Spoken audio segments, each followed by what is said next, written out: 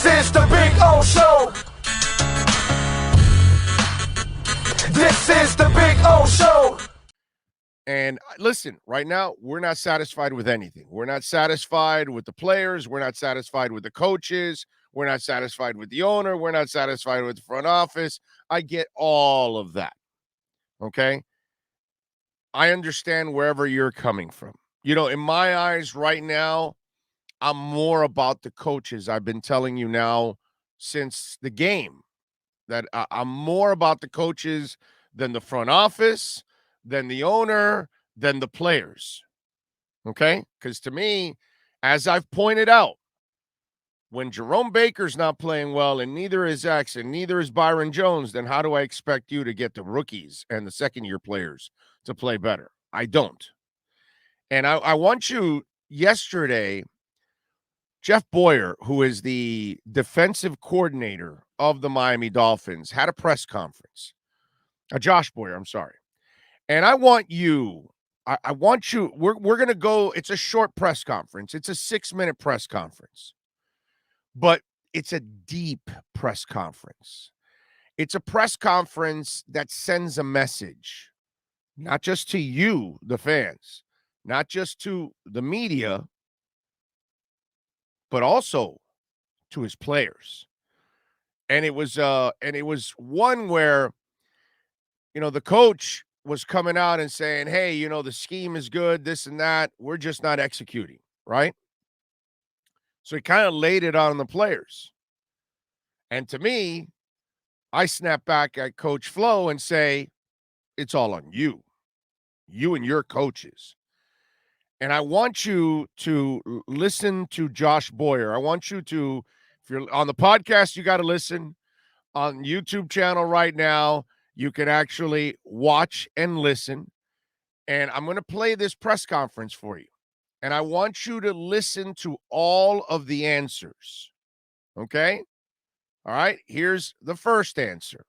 Well, I think what we put on film is what we are, and I think it all starts with you look at for myself, I've got to do a better job of coordinating the whole thing to make sure that we're better at run defense, pass defense, pass rush. So that's where I start. Okay, now you saw how he, for myself, right? And I got to do a better job of coordinating and all that and putting them right. Here we go. Now I want you to keep listening. To do a better job of making sure that I'm putting guys in position to make plays. So that's kind of how I look at it. Now remember, it's responsible for the coach to fall on the sword and not point at the players. It is. So some of you might think, well, he's got to do that. But I want you to listen. Thanks.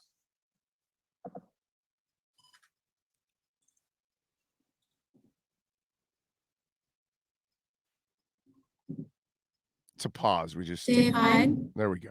It just takes a little bit for the next question. Yeah. Hi, Josh. I'm curious. You come out of a game like that. What, and you looked at the film now, what concerned you the most out of, we could go any number of questions, but as you looked at it, what's your thoughts? Question number 2. Here we go. Well, I think the major concern, very similar to what I just told Barry, is you look at yourself and make sure that everything's coordinated. And obviously we need to do better in all phases of the game. And you look at things that you need to change to get better, to get more production, to get things to carry over to Sundays. Like I said, our players they prepare well, they work hard. And obviously, I've got to do a better job of making sure that we can see some of that translate to Sundays and, change some things up to make sure that we're getting that production. Notice how he fell on the sword again, right? And notice how he talked about how we're practicing well and we're playing well. And you notice how the coach also, Flo, said that, hey, we're not committing those mistakes and penalties in practice, but somehow they're not translating to the game. That's all coaching. That's all coaching right there. So if they're not doing it in practice, but they're doing it in the games, then that's on you. You know what I mean? And listen to Josh Boyer. He almost sounds like a coach that was thoroughly ripped by his head coach because he's not running his defense properly. If I could just do a quick follow-up, you guys have been on the field a lot every game. Do you see the wearing down being a problem through the course of the game? No, I don't think it's a conditioning thing, or, like I said, our players work hard. They put in, we need to make more of opportunities to get off the field and, in third down situations. And, again, that starts with myself putting the players in better position. Again, falls on the sword. Follow-up. Omar? I want to ask about I know you guys are a primarily man team, but when you've got a team running so many crossers, what's the role of the linebackers in those situations where, guys are getting rubbed, guys are getting picked, and what's their role in that? Well, it depends. Like sometimes if you're in man coverage, like those guys could have particular coverage as well. Like we don't always have somebody free. Sometimes they are free, and they'll force one crosser to go in a different direction. But if you got multiple crossers, then obviously you can't get all of them in that situation. And again, there's different coverages, different things that you can do to those crossers, and and there's different ways you can handle man too. So there's a lot of variables that go into that. So again, obviously, I've got to do a better job putting our players in position to defend those. Once again, this guy's got more holes in his body than Swiss cheese. Hal? Hi, Josh. Earlier we spoke with Brian, and he was expressing concern with the run defense. But I wanted to ask you about the pass defense yesterday.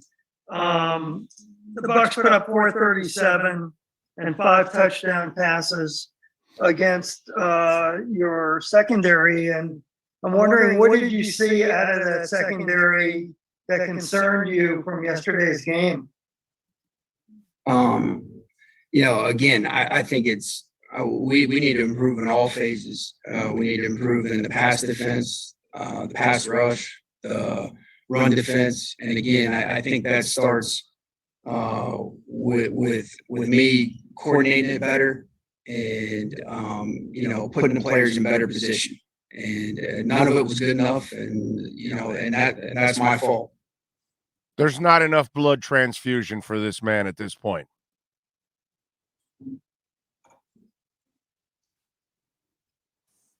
Does anyone have any other questions for Coach Boyer? Can we ask him one more so he can fall on the sword at least one more time?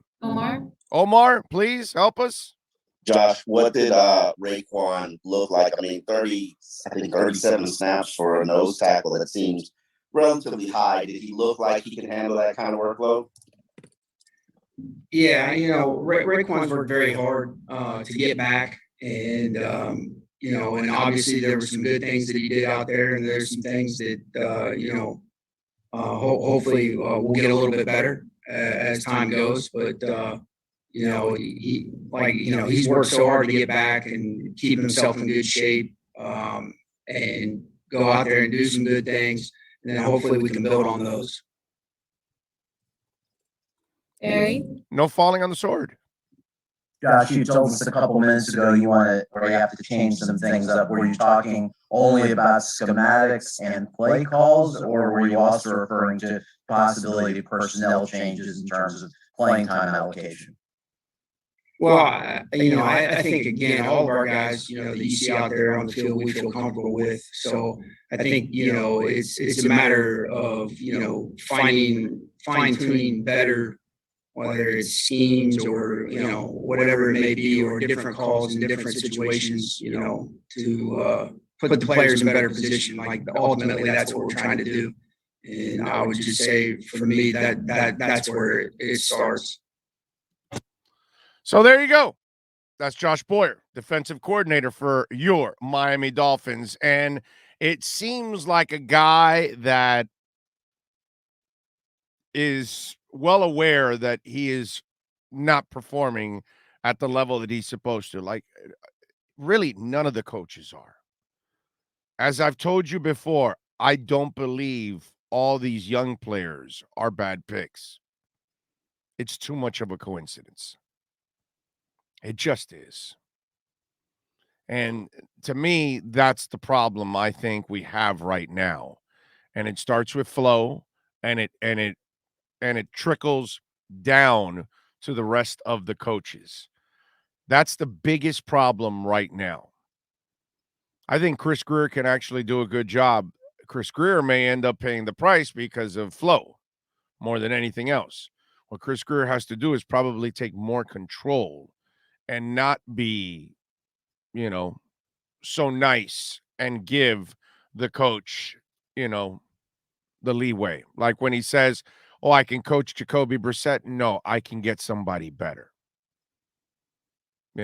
Maybe you tell him, "No, I'm bringing back Fitz." Sorry, Fitz is the better quarterback. But these are the things that you've got to kind of work through. But when I'm watching that yesterday with Josh Boyer, I'm going, is this a coach that just got ripped by his head coach? Because that's the other thing about flow that I'm trying to figure out. Is this a dude that doesn't take suggestions, and this is a dude that is just his way or the highway, or and it's he gets rid of everybody, and so that becomes an issue. And when you're not performing the way you right now, the way this team is going, that's where I got to lay the issues, because there are veteran players, as I pointed out, that aren't playing well.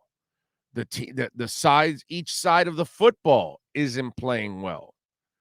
So before I get to the young players, I want to know, what the hell are you doing with the established players? And what the hell is going on with your scheme and your play calls, whether it's offense or defense?